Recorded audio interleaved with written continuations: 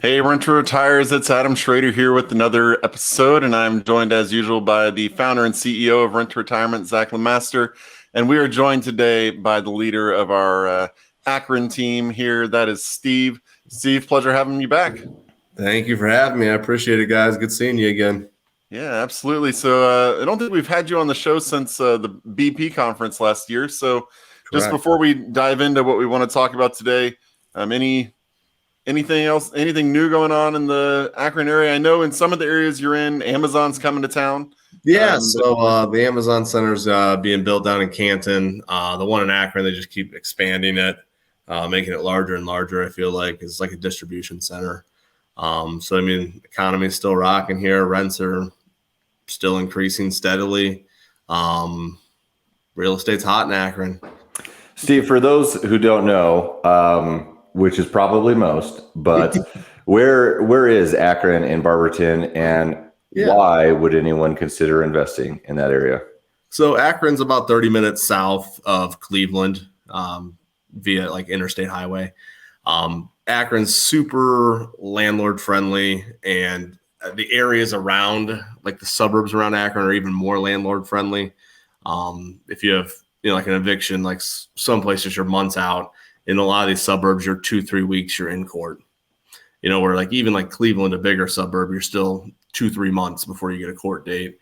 So I think it's always important that they're super landlord friendly, and it's the eviction process, because I buy a lot of houses that have squatters in them and stuff like that is super simple in these smaller suburbs, and even Akron, as long as you have your notices posted, the judge elected, they pay rent. No, he's out. Which is awesome. You're not, having to store people's stuff for months on end and hoping they find a place. They're a week and they're gone after the court case, and the bailiff comes and helps you put all their stuff on the curb and set it out. That's worst case scenario when I buy. I was gonna say, we don't have that many evictions, do you? I mean, no, this is when he buys them. This is when I buy them. Yeah. Okay. When I buy them, people don't want to move out because they're paying, or not paying, I guess I should say. It's not a big deal once they're renovated and you put a qualified tenant in. But also the houses are affordable. A lot of blue collar, working class individuals, working their 9-to-5s, families, all that kind of stuff. It's real stable. So we just recently put out an article that was featured and published by Bigger Pockets, but it was called the top 5 most recession-proof markets in the U.S. And Akron was number 1 based on a lot of statistics that we ran. But this was something that when we're looking at a market that's stable, yes, you touched on the landlord-friendly legislation, but this is an area where you just see stable consistency and rental growth. You're not going to have maybe at some point you'll have stronger appreciation, but this is like your bread and butter cash flowing market, right? You have affordability on entry point, where you can purchase a house that is, 150, 200,000 in a solid B-class neighborhood, and have a tenant that's going to hopefully stay for many years and, just produce positive cash flow. So we like Akron, and you've done an exceptional job. We've had a lot of people be very successful working with you in that area, and they always come back to buy more. I'm actually going to read a review I just saw this morning from an investor that recently closed 2 properties with you, Steve, and he left this review 3 hours ago. So it's fresh here. And this is from Daniel DeRosiers. I apologize, Daniel, if I butchered your name, but so he wrote, I recently had the pleasure of working with Corey Zigman from Renter Retirement and Steve, the local provider in Akron, Ohio, and I can't recommend them highly enough. Corey provided me with exceptional market analysis that helped me make an informed decision on my second rental purchase in Akron. Her expertise and attention to detail is truly outstanding. Corey's communication is wonderful, and she's always willing to answer the phone, talk things through. Steve, the local provider in Akron, was a pleasure to work with and went above and beyond to help me through the purchase process. His knowledge of the local real estate market was truly impressive, and his guidance was invaluable. I don't know how much Steve paid him to write this review, but he says the work he does to renovate the property is top notch and really made my investment stand out. And here's why I wanted to read this, because this is pretty impressive here. He says, thanks to their efforts, I was able to secure an excellent property that has already exceeded my expectations. In fact, I was able to get $250 more in monthly rent over the estimated amount, which is truly impressive. Overall, I recommend Corey and Steve to anyone looking to invest in the Akron, Ohio area. They are true professionals dedicated to their clients and are always willing to go the extra mile. So what an outstanding review. I just wanted to share that because a lot of times people wonder about rents, like, oh, what are these rents accurate? Like, you can have variability in rents, right? Your pro forma is not that is our best estimate of performance on a property, and you can exceed it as well. Everyone wants to hound on, well, what if you don't meet those numbers, which is true. You could have some fluctuation in rents on the other side potentially, right, but it goes both ways here. So great job on that, Steve. Thank you. Thanks. Yeah. I'm going to touch a little bit on that one. People always ask about the rent projections, and I say, listen, these are conservative numbers, and we always try. And the property management company that I always recommend, my uncle's company, they do a great job trying to get that extra $100, $200. I know on Daniel's first property, they actually got someone for not got someone, but like got a tenant in there for $500 more than projected. It was an insurance. Their house had some damage to it or something, a fire. And our leasing agent was able to secure them in Daniel's first property, $500 over projected. And the second one was just a regular tenant, didn't have any like move out issues or anything like that. They rented it for $250 more. So, I mean, $700 more than projected over 2 properties is amazing.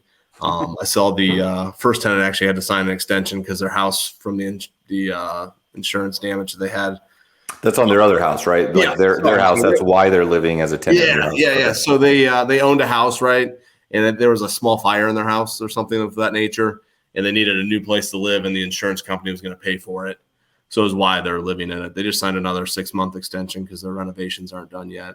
But just having those local connections with those insurance companies, they know that we provide good properties, and they always reach out when they have a situation like that, which is beneficial for everyone, I think. Yeah, that's great. Well, we're not here to necessarily talk too much about the Akron market or promote Steve as the best guy to work with, although he is one of the best. So we're here to talk about you, Steve, and some creative things that you're doing investing, especially through your IRA, because this is something that a lot of people are interested in. Almost everyone has an IRA or potentially 401k to some degree. And there's a lot of things that you can do with it. And you're a professional investor. You're a house flipper, renovating houses and then putting tenants in them and then managing them long term. That some of those you keep, some of those you sell to turnkey investors, but you do a lot of investing creatively yourself. So let's dive into that and hear more about what you're doing on the IRA side.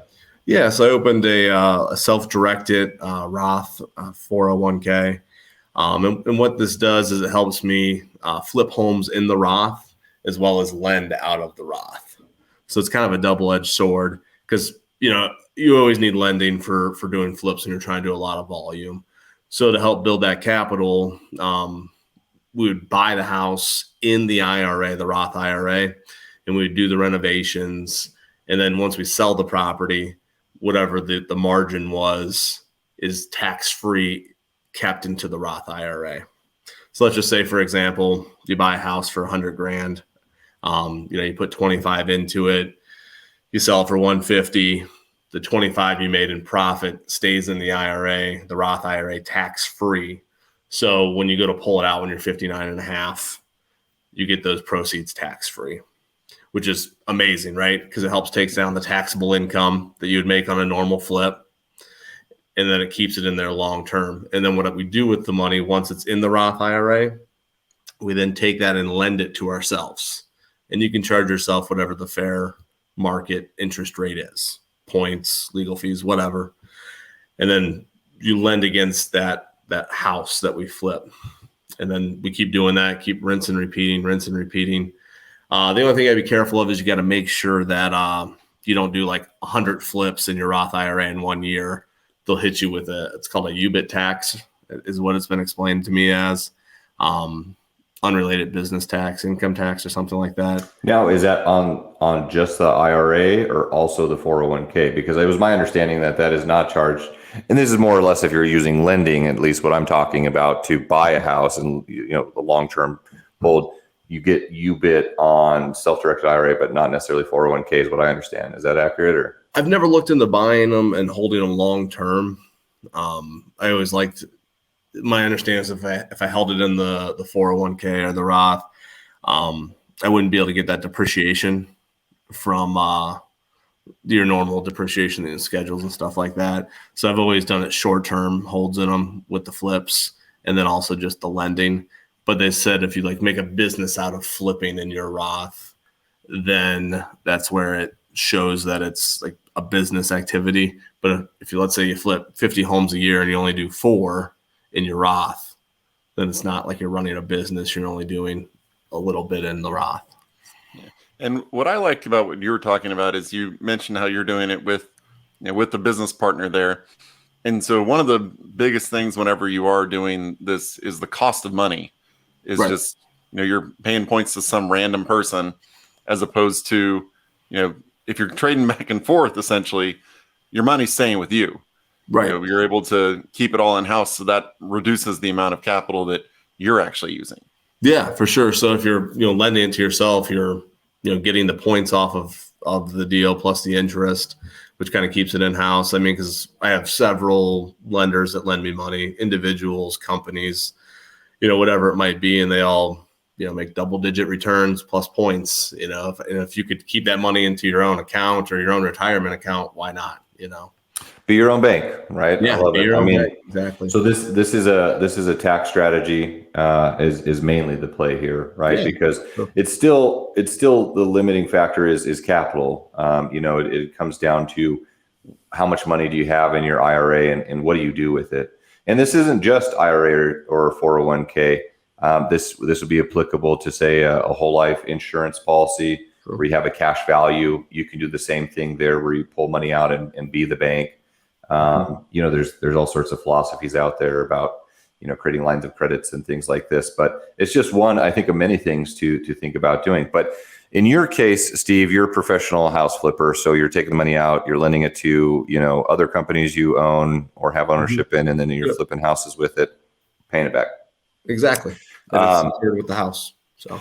But that's not the only thing you can do with an IRA, right? That's one option. Is because a lot of like our investors, they're probably not going to be active investors or flip houses. They may, but they're busy professionals. They want to own rental real estate, so they can also take money out. I mean, this is a big discussion with IRAs. Like, do you leave the money in and buy property through the IRA? We'll talk about that. Mm-hmm. Or do you take it out at whatever penalty and then use it as a down payment? But you can also lend it, right? You can also be a lender. And that way, if you don't have $100,000 in an IRA to go out and flip out, like you can maybe chunk out smaller portions of that to lend to some degree.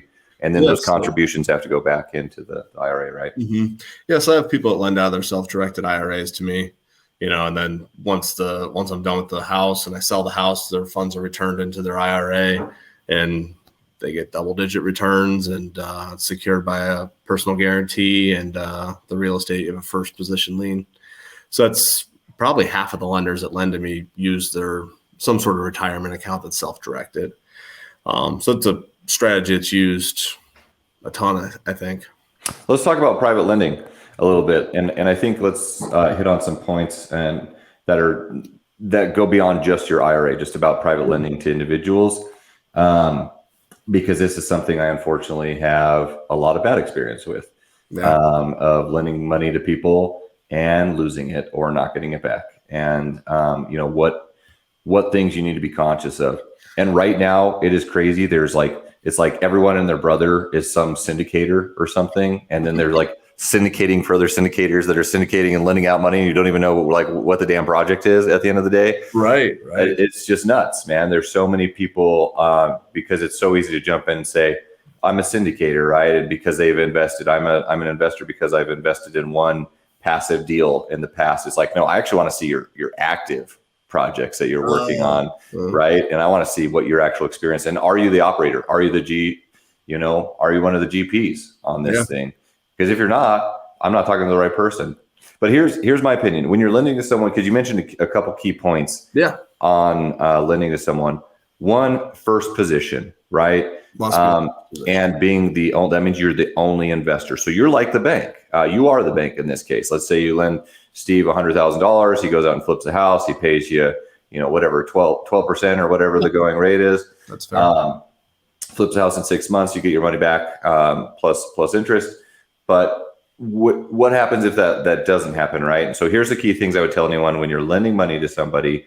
whoever they are, and regardless if it's in an organized syndication or an individual, obviously look at track record, check references, and everything along those lines. But also make sure you have security. Right. I've had so many times where I've lent money to people, and I have learned this lesson, unfortunately, the hard way many times, but have security. That means you actually are on a note for a property, and ideally first position. There's been many times where I've had security on a property in second or third position. Come to find out, there's no equity left over after that first position. So first position is always key. That means there's no one in front of you. Now, the one thing that can step in front of that is, taxes. If someone's behind on taxes, the IRS always comes in first position, even in front of mortgages. They have zero position. Yeah, they got their hands in everything. But also, making sure you're lending something. Why I don't really like too much syndication opportunities, and I much rather lend to individuals, is because you're not pooled with 1,000 other people on one project that you have zero visibility and control over, right? And as an LP, say in a syndication scenario, like something could go wrong, right? There's a syndication that went bankrupt that I invested in 5 years ago. That bankruptcy is still going on. And we're talking a lot of money. I was just an LP. There's nothing I can do besides go through the bankruptcy process and hope I get some money back, which I will not at this point because there's so many creditors. But before I go on my rants, I mean, Adam, what are your thoughts on lending capital, IRA or otherwise? Yeah, so I'm with you, Zach. I mean, when it comes to lending money, I haven't personally done any, investing to someone like Steve. But I mean, there's no way I would ever lend to someone and not be in first position. I mean, if you're putting all of your money, or not all of your money, but if you're the one doing it and you're putting your money in a position where you can lose it, yeah, I'm not giving it to someone else to lose. If I'm going to lose it, it's going to be my own fault. Not some other random person's fault that I'm losing money. Just have security. That's all I'm saying, is because so many people are out there lending on promissory notes and personal guarantees, and maybe even throwing in a business guarantee. And while those are good to have, at the end of the day, if crap really hits the fan, you need a physical asset to fall back on. That's where your money is secured by. And the secured lending may not give you as highest interest rates as someone is pitching you that has a project where they're just giving you a promissory note, but that's because there is security, right? And that's potentially a red flag. So, and you'll have to wait 3 to 5 years before you start seeing the real returns, like you probably had to do in your syndication. And I'll get off my soapbox here. I don't want this to be me just complaining about that, but this is. In the syndication, by the way, it was a 5-year term. I received monthly payments for 5 years as if the project was going fine. But when it came time to exit the deal, that's when we found out that they were severely underwater. The project was delayed. And I get it. Like, that's real estate. That is risk, but there's nothing we can do there. So we probably just through the interest payments received 10% capital back. I mean, anyways, Steve, let's hear more about kind of, how you specifically work with investors, and get more back on the IRA topic. I was going to touch on something with the lending. I think that we didn't mention that's, I think, critically important. You said first position, great, mortgage on the house, and then also the personal guarantee is great as well. But when you lend on the asset, you need to know the ARV, you need to know what it's worth, and then the numbers, the numbers, and then the rehab. You need the person doing the rehab to rehab it and then get draws and pay you back. So let's say the purchase is 100, he needs 50 in rehab, and then the ARV is 200. Well, he needs to write a scope of work, or at least list out something and saying, hey, I'm going to do these things to the property so we can get to that high ARV. And then as he completes these, send him a draw. But he has to put the money out first, or whoever's working. I guess I shouldn't say he, whatever individual is. I think that puts you in a lot more of a secure position as well, because you're not over leveraged from day one if you give them the rehab plus the purchase. Yeah, you don't pay a contractor or builder up front, right, before any work's done. And I think that's important. But most importantly, know the numbers. Make sure that there is a plan in place. What is the exit strategy? What happens if that exit strategy doesn't pan out like you anticipate? What else can you do with that, right? Can you refinance? And so just to be clear, if you're in a first position, you are the bank on a property. Right. If that person defaults or doesn't finish project or whatever, you have to foreclose. You have to go through that process. So state legislation is also important. You talked about, some state legislation in Ohio previously or in the Akron area. And you want to look at maybe the foreclosure process, because if you're lending to someone in a state that doesn't have a very quick foreclosure process, maybe that first position is less attractive, right? I mean, one of the interesting thing is you talk about that. I mean, we invest in Florida where it is really easy to kick a tenant out. The foreclosure process there, though, that's 2 years. So I mean, there might be some places that are great landlord friendly wise as owners, but in terms of getting, or not owners, in terms of tenants, but getting an owner out is a whole different ballgame in that regard. So that would be an area to invest in and maybe not lend in, right? So, all right. Well, Steve, can you explain more on the draw structure, because this is really important to a lot. If someone's asking you for all the capital up front and, they don't have this plan, I mean, these are all red flags to look at when you lend someone money, whether it's through your IRA or not. But can you explain the draw process, what you were saying a little bit more? That wasn't clear to me exactly. Does that mean they're paying them back slowly over time, or they're releasing more capital as a project progresses? Yeah, so they're releasing more capital as stuff is completed. So let's say your total loan amount is $150,000, right? 100 is going to be for the purchase. So you give the 100 off the bat to the title company or whoever the third party is that's doing the transaction, right? I know in Ohio, not to the individual. Gotcha. Not to the individual. Yeah, you're putting into an escrow account. That's a good point. That like you have a third party making distributions and like getting approval before. This is, by the way, this is like how construction lenders work and professional, institutional money. Like they don't just hand over money. They go through a process. So right. So you secure the asset, right? You give them the 100,000, and then they're like, "Hey, we need 50,000 to renovate it," right? So your total loan's 150,000. When I lend it, I collect interest on the whole 150, even if I haven't given them the draw yet, because I gotta earmark that money that's theirs. So they should give you some sort of scope of work and like cost, right? Like I'm going to put in an HVAC system. It's going to cost $5,000. Okay. So then once they do so many items, they say, "Hey, I'm ready for a draw." You send an inspector out. You can go out yourself. You can ask for a video walkthrough, whatever you need, right? And you verify those items are done. And then you go ahead and release a draw. So then that way, as more gets completed, your amount of money out to them increases. And also, I think something I like to have all the interest payments rolled in personally, so I just pay off at the end when I sell the house, because these are 3 to 6 month projects. But someone I talk to that does a lot of lending, lends to me as well. He always does monthly payments, and you're like, well, that sounds like kind of a hassle, right? But right away, if they're in default after month 1, you can start your foreclosure process. You don't have to give them any draws because they're in default, right? So you're collecting that interest payment every month. But if they don't pay, then obviously you can act faster than waiting for the full 6 months or 12 months terms you have. So I thought is that typical that you pay people monthly? I like to roll all the payments into the end. So the one guy that does monthly payments that lends to me, we close the loan and then I write him a check for 3 or 4 months in advance, so I don't have to worry about. Yeah, it's a hassle, but that's a very good point. Like that you're in default, right? You don't have to wait for the whole term to technically be in default if you're having the monthly. And you can start the foreclosure, and obviously you're not going to give them a draw at that point, right? So then you've protected that other $50,000 that you were going to lend to them. And then I think the risk tolerance, right? Adam talked about earlier, right? If anyone's going to lose the money, you want it to be your own decisions, right? Not someone else's. So one of my good buddies says, he does a lot of syndications and other things like that. He always says, like, how much of your net worth are you putting in there, right? Are you putting in 50% of your net worth into this investment? If it goes wrong, you're like screwed. Or are you putting in 5%? It's not necessarily the dollar amount you're putting in, it's the amount of your net worth. Are you okay risking that amount?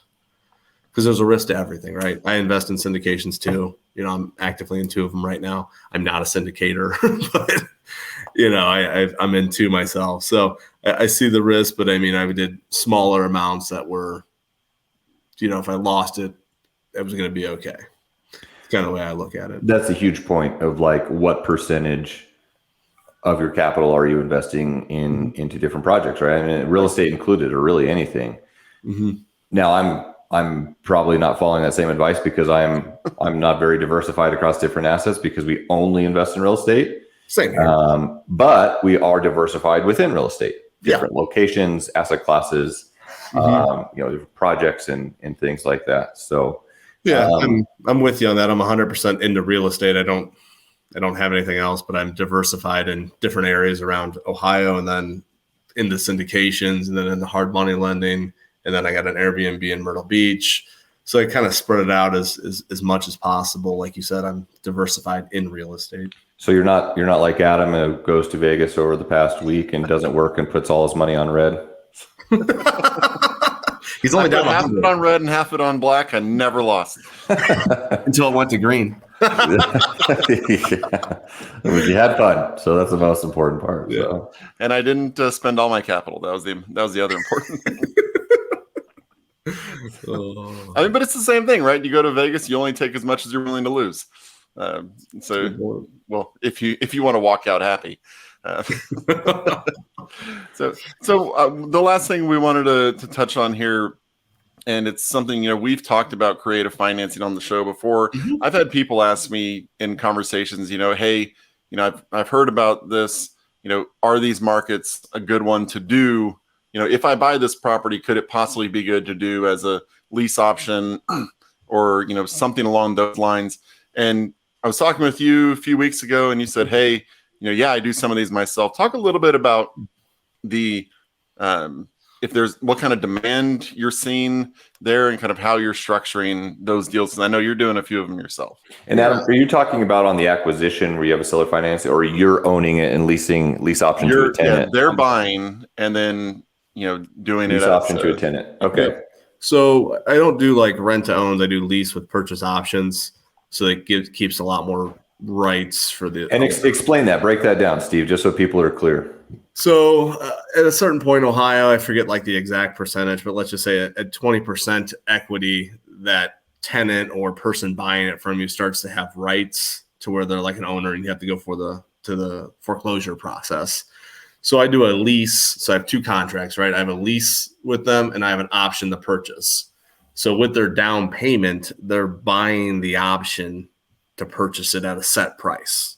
And how do you structure that? Because to your previous point, in a lease option agreement, can their payments go towards a down payment? Like, can they, during the lease, can they build equity or how does that work? So the way I've been setting mine up is, let's say the house is $150,000 purchase. Most of the purchases I set between $130,000 and $150,000. I require $5,000 down. That buys you the option, right? So now that's like your down payment as well. So that goes towards their purchase if they perform. So, and then I say, hey, the rent's $1,350 for year one, $50 a month I save as part of your down payment. So every month they get $50 more in equity. And then year two, I've already pre-done this out. So year one, they're $1,350. Year two, they're $1,375. Year three, they're $1,400 in rent. But I'm only taking 50 of it and putting it towards their down payment. I only do 36-month terms. So if they don't perform within 36 months, I'm more than happy to let them stay there. I'm more than happy to hold their $5,000, as their down payment plus their $50 they've gained in equity every month. But I increase the purchase price. You have to increase the purchase price so that way their percent of equity doesn't become too large. And also rightfully so, right? Houses appreciate over time. You want to make sure you're protecting. I mean, so just to kind of clarify this is a scenario where you have a tenant that maybe they're qualified tenant, maybe they're self-employed, or they just started a new job, they can't qualify for financing, maybe they had a credit hit and they have a high-paying job and they need time to repair their credit. Whatever the case is, they're interested in home ownership, and usually those are people who are great tenants because they have that ownership that they want to buy that house, right? They're going to take care of that house, maybe do some maintenance things, and just have a high likelihood of staying and for many years not having vacancy and turnover costs. But really, and you could be strategic where, yes, they have this down payment where if they don't execute the option to purchase, then, you've made more money through the initial money you've collected, which, not sometimes maybe plans change and they don't execute that option. Correct. You can also charge more rent, have built-in escalations like you did, and set a price. Like when I've done this in the past, I've projected a future purchase price into that. Like if I sold that house today for $150,000, if I'm doing a lease option for someone over 3 years, I would probably do a 165 or whatever the case is. I would bump it up, right? I would make sure that I'm accounting for that. Interesting way to have quality tenants. There's some people that only lease to people that are going to be homeowners and do lease options. So it's a good thing because a lot of the people that move into these for me are, like you said, 1099 employees or 1099 workers that they can't get approved for a loan yet because they haven't been 1099 for so many years, showing such an income. So that gives them this time to build it, but then they also have that home ownership feeling that they're going to perform. So it's a pretty cool process once the person actually performs. The tenants that become the true homeowners are really, really grateful, which is awesome. It's fun to see that process of them grow into that house and then perform on the note. And, you make your money on the sale, you've collected this rent. So it's a win-win situation all the way around. Yeah. And you've helped someone buy a house that wouldn't otherwise have a traditional way to do that. So it's also cool is if you do this in Akron, Ohio, or Canton, where my uncle's property management company works, he'll do those for you. And then he actually provides that tenant that is supposed to do all the repairs an option to pay for maintenance if they have something. So I know one of my properties had a plumbing issue a year or so after someone moved in. They didn't have anyone that could fix the issue, but they called the management company, and the management company's like, yeah, we can fix that. And then that tenant just paid the management company to fix it. So it worked out. I didn't have to pay for it.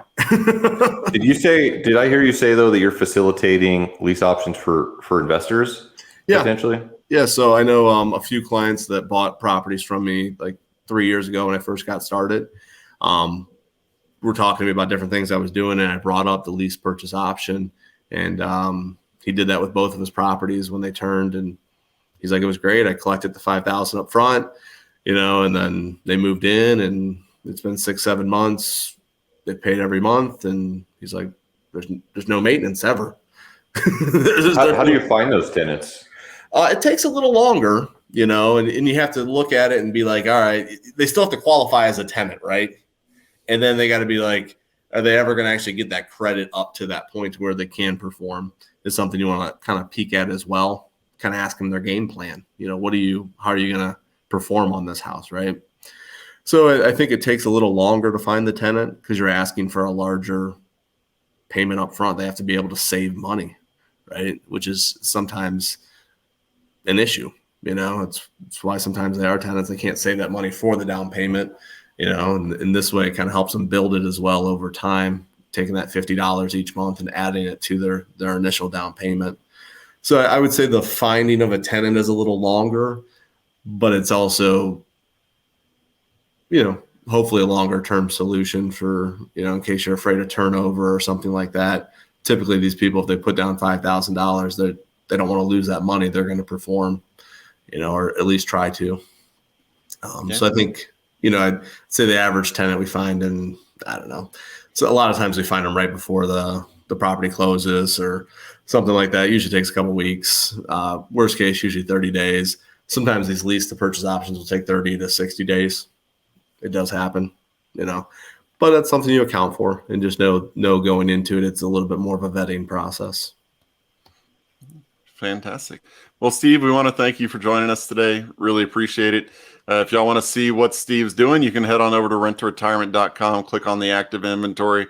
Most likely when you see something in Akron or Canton or Massillon or Barberton, that's this guy right here and his properties. So again, really appreciate it. For all you out there who want to see the top 20 markets to invest in 2023, you can email podcast@renttoretirement.com and we will get that sent out to you. Again, that's podcast@renttoretirement.com. Also, if you leave a review on whatever podcast platform you use, take a screenshot, email it to that same email address, and we will get you a $10 thank you gift card, as well as put you in a $500 raffle for a closing cost credit. Really appreciate the time you all spent educating yourself today, and we'll talk to you on the next episode. Thanks for watching the Rent to Retirement YouTube channel. Check out some of our other videos, like this one, or this one here.